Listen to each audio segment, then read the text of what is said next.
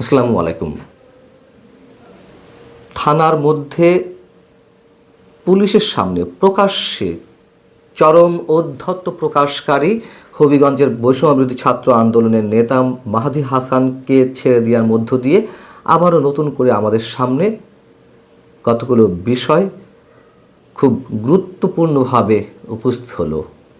প্রশ্ন উঠছে, দেশে আইনের শাসন কোথায় গিয়ে নেমেছে? দেশের আইন কানুন, আদালত, বিচারাঙ্গন সব কাদের জন্য পরিচালিত হচ্ছে?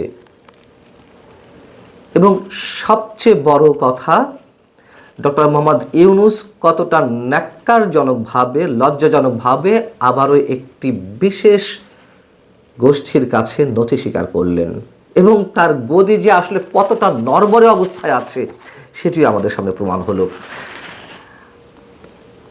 থানায় বসে প্রকাশ্যে ওসিকে হুমকি, মানুষকে পুড়িয়ে মারার দাবি, পুলিশকে জ্বালিয়ে দেওয়ার যে কথা স্মরণ করিয়ে দেওয়া, সেসবের মধ্য দিয়ে প্রথমে প্রশ্ন উঠল যে কেন ওই ছাত্রনেতাকে পুলিশ আটক করলো না?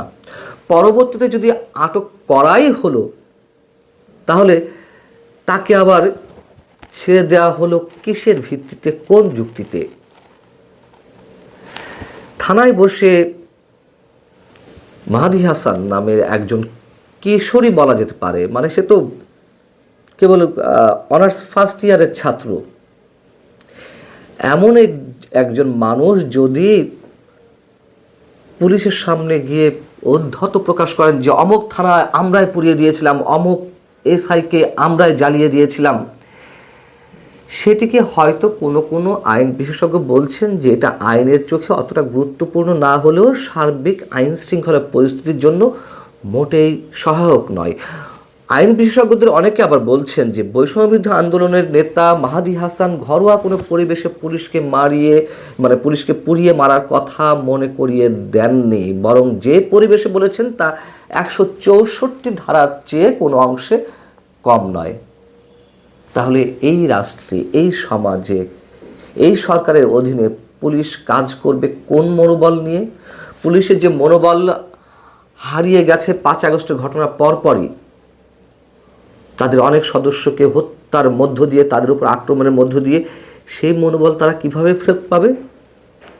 রাজনৈতিক পালা বদল ঘটলেও 5 আগস্টের অভ্যুত্থানের মধ্য দিয়ে তারপর যে ক্ষমতার অপব্যবহার এবং প্রভাব খাটানোর মধ্য দিয়ে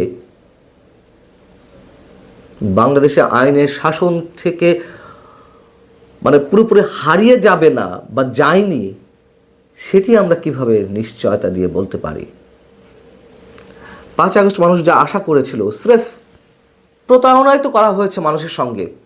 মানুষের আবেগ নিয়ে খেলা করা হয়েছিল। কোটা বিরোধী আন্দোলনের নামে স্বৈরাচার বিরোধী যে এক দফা দাবি, সেই জায়গায় মানুষের আবেগকে পুঞ্জীভূত করে, মানুষের আবেগকে ক্যাশ করে যা ঘটানো হলো, তারপর থেকে আমরা কি দেখছি? সব জায়গাতেই সেই কোটা, পেশি শক্তির প্রতিযোগিতা, মবক্রেসি, এর বাইরে তো আর কিছু এই গত 16 মাসে আমরা দেখিনি। মাহাদি হাসান একটা কলেজের প্রথম বর্ষের ছাত্র, অনার্সের। তাকে আটকের মধ্য দিয়ে সরকারের ভিত কেঁপে ওঠে সামান্য কয়েকজন ছাত্র নেতা বা বৈষম্যবিরোধী ছাত্র আন্দোলনের সঙ্গে জড়িত তাদের হুঙ্কার হুঁশিয়ারিতে। রাতেই জামিনের জন্য তার আদালত বসানোর চিন্তাভাবনা করতে হয় সরকারকে। থানায় বসে জ্বালিয়ে দেওয়া অথবা পুলিশ হত্যা করার পরোক্ষ হুমকি দেওয়ার পরেও কয়েক ঘন্টার মধ্যে মাহাদি হাসানরা মুক্তি পেয়ে যায়। অথচ আনিস আলমগীরের মতন একজন সিনিয়র সাংবাদিককে কোনো সুনির্দিষ্ট অভিযোগ ছাড়াই মন গড়া ধারা দিয়ে সন্ত্রাস বিরোধী আইনে তাকে মাসের পর মাস আটক থাকতে হচ্ছে, দিনের পর দিন। মঞ্চ একাত্তর অনুষ্ঠানে, যেখানে আমি নিজে উপস্থিত ছিলাম, আমাদের উপরে মব করা হলো। সেই মব সৃষ্টিকারীদের আটক না করে পুলিশ আটক করলো আমাদেরকে, মুক্তিযোদ্ধাদেরকে, সাবেক সচিবদের অনেককে, সাবেক মন্ত্রীদেরকে। অধ্যাপকদেরকে। কি অদ্ভুত ডক্টর ইউনূসের এই সরকার ব্যবস্থা, রাষ্ট্র ব্যবস্থা।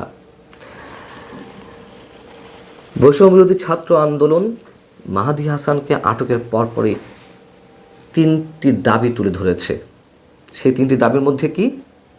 জুলাই গণ অভ্যুত্থানে অংশগ্রহণকারী ছাত্র শ্রমিক জনতার 1 জুলাই থেকে 8 আগস্ট পর্যন্ত পরিচালিত সকল কর্মকাণ্ডের জন্য দায়মুক্তি প্রদান করতে হবে। জুলাই গণ অভ্যুত্থান চলাকালে সারা দেশের যে যে থানার অধীনে ছাত্র জনতাকে শহীদ করা হয়েছে, সেই সকল থানার ওসি এবং সেই সকল জেলাগুলোর এসপি থেকে শুরু করে তদূর্ধ্ব যারা কমান্ডিং অফিসার ছিলেন তাদের বিরুদ্ধে মামলা করতে হবে। জুলাই বিপ্লবে গুরুত্বপূর্ণ অবদান রাখা সেনা, নৌ, বিমান বাহিনী সহ সামরিক, আধা সামরিক ও বেসামরিক প্রশাসনের সকল কর্মকর্তা, সৈনিক ও কর্মচারীদের ইতিহাস লিপিবদ্ধ করতে হবে, তাদের সম্মাননা, স্বীকৃতি ও আইনি সুরক্ষা নিশ্চিত করা এবং কর্মক্ষেত্রে তাদের হয়রানি বন্ধে একটি স্থায়ী কমিশন গঠন করা এবং একই সাথে 2009 সালের 25 ফেব্রুয়ারি থেকে ফ্যাসিবাদের রোষানলে পড়ে সশস্ত্র বাহিনীতে পদোন্নতি বঞ্চিত অফিসারদের দ্রুত পদোন্নতি ও গুরুত্বপূর্ণ সংবেদনশীল পদগুলোতে পদায়ন করা। এবং এই যে দাবিগুলো উঠেছে সেই দাবিগুলোর মধ্যে আবার কিছু প্রশ্ন অনেকেই তুলতে পারেন। তার মানে হচ্ছে যেসব পুলিশ সদস্য নিহত হয়েছেন তারা কোনো মানুষের পর্যায়ে পড়েন না, তাদের কোনো পরিবার নেই, তাদের বাবা মা, ভাই বোন, স্ত্রী, সন্তান কেউ নেই, তাদের হত্যার কোনো বিচার হবে না। এবং 5 আগস্ট পর্যন্ত যারা নিহত হয়েছেন বা 8 আগস্ট পর্যন্ত যারা নিহত হয়েছেন 1 জুলাই থেকে 2024-এর, তারা সবাই আওয়ামী লীগ সরকারের কোনো না কোনো বাহিনী বা কোনো না কোনো পেশাদার শক্তি, মানে পেশা শক্তির কোনো বাহিনীর হাতে তারা নিহত হয়েছেন, অন্য কারো হাতে তারা নিহত হননি। এটাই প্রমাণ করার চেষ্টা। যদি তাই হয়ে থাকে তাহলে দায় মুক্তি চাইতে হবে কেন? দায় মুক্তি চাইলে তো ওই সময় কারোর মাধ্যমে এই অপরাধগুলো তো সংঘটিত হয়েছে, কারোর মাধ্যমে এই মানুষগুলো তো নিহত হয়েছেন, তাহলে তারাও তো দায় মুক্তির মধ্যে পড়ে যান। ডক্টর ইউনূস এবং আসিফ নজরুলরা যে কদিনই আর ক্ষমতায় থাকুন না কেন বা যত দিনই তারা ক্ষমতায় থাকুন না কেন, মাহাদী হাসানের মতন কিশোরদের মন রক্ষায় তারা সব কিছু করে যাবে। এই রাষ্ট্র, এই সরকার সব ধরনের অপরাধকে প্রশ্রয় দিবে। এটাই প্রমাণিত হলো আবারও। নইলে